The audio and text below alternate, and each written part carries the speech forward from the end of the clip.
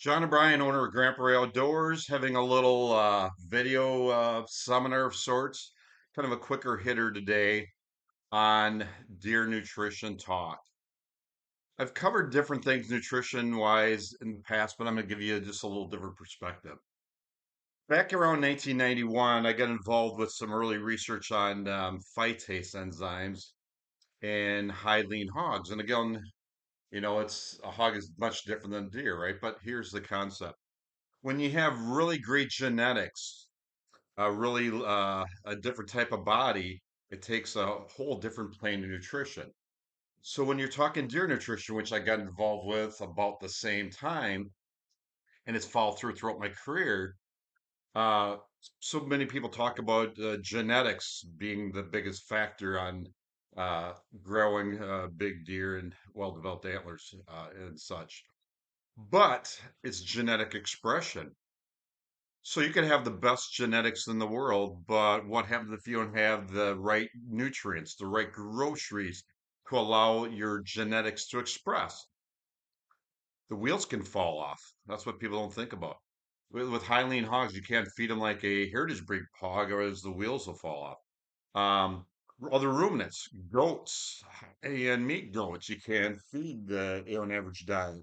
High lactating production dairy cattle, the same kind of deal. It requires a whole different plane of nutrition. And so, um, stop and think about this. What is another factor that usually comes into play when most of these great genetic bucks, let's just say we're talking about antler development, they tend to have a bigger body size too, right? So deer will eat according a percentage of their body weight, and it adjusts at different times of the year, as we're well aware. So if you do the math, and let's just say if a deer ate 2.5 to 3% of their body weight in dry matter um, per day, what happens if that buck is 150 pounds? Do the math. That's 4.5 pounds of dry matter. After 200 pounds, 200-pound body weight, they could be eating 6 pounds of dry matter. Let's just say if you have a big old buck that's a tank that could be 300 pounds, um, you know, before field dressing, of course, they could be eating as much as 8 or 9 pounds of foraged dry matter per head per day. That requires a whole lot more groceries to go into the tank. Um, and those antlers mine a high amount of nutrients, being in protein, calcium, phosphorus, magnesium, potassium, etc. So, if you even weighed, how many of you guys are ever like felt like, really, really heavy rack buck that's, 160, 70, 80, 200 inch buck compared to, a 2.5 year old buck that's maybe 130 inches, right? So besides the inches, you got a lot of weight, a lot of pounds more. So allowing that deer to genetically express requires a higher plane of calciums, more of all your groceries in the diet. But here's something else that's a common thread a lot of people don't think about. Um, you tend to have more efficiency. So some of these better genetic animals, no matter if we're talking deer or across other species, um, feed efficiency is a factor. And so if you have more nutrient dense diet, that's why I say the biggest limiting factor on a ruminant and a deer is energy, because energy drives the train. You're short on energy and you're really good on protein and calcium and phosphorus, etc. You're not going to have great total rumination. And again, one thing that I always bring up to people that's overlooked is effective fiber. And so deer's a ruminant, they're not a pig. They got to keep ruminating. They got to lay down. They got to chew their cud. When they chew their cud, they're producing saliva, which is high in bicarbonate, which is a natural buffer. And the thing that makes them ruminate more effective is to have an effective fiber mat. So again, browse can be super high in fiber, but again, it's not as digestible. There is forages that are more digestible to deer, and we're not going to cover in this summer, but that might be another topic I haven't talked about too much. Stay tuned for that. But again, when they stand up in the morning, what do they want to do? And if you were really, really astute and really paying attention, um, they're going to tend to be driven because deer can regulate themselves way better than most people imagine. They need to build that base of the nutrition pyramid. That's the effective fiber there.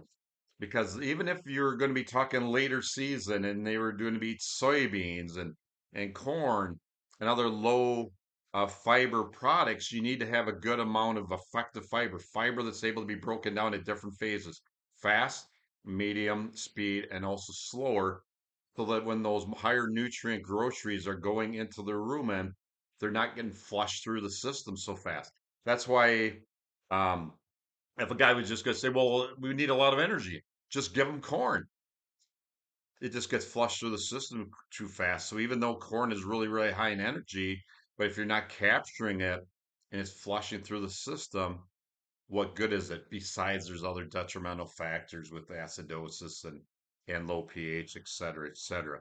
So when you're planting for food plots, some of you guys who work really closely with me know that we use a lot of different genetics in our different blends. We also want to plant your properties with different types of forages because my forethought as a ruminant nutrition consultant is always like, okay, one part, we want to have high energy and a lot of tonnage, but we also need to have some of that energy in the forage sources that also give us a moderate amount of energy, but are also giving us a lot of not total fiber, right?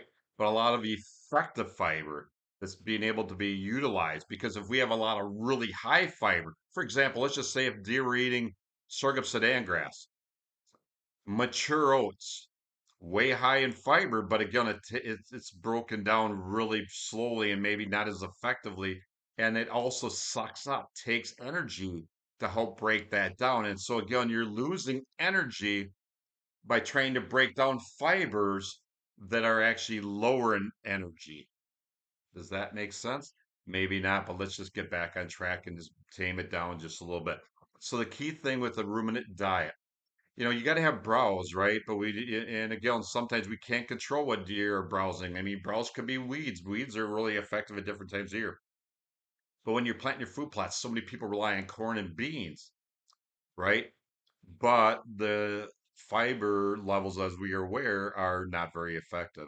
And so again, when some guys are just planting straight forage brassica, straight brassica type blends, they're very great on energy, protein, minerals, etc.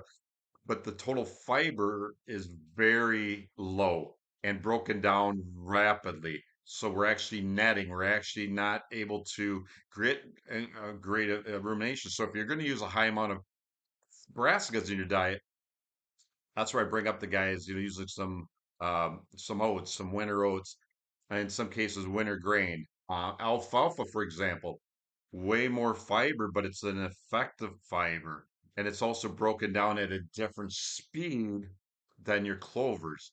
That's why when so many guys just want to plant clovers, and we just want to plant beans, and we just want to plant corn, there's missing links to the puzzle. And so for some guys that are watching right now, they're like, okay, well, I planted different plots of a clover blend on the edge of the field, and then we actually had a heavier brassica plot.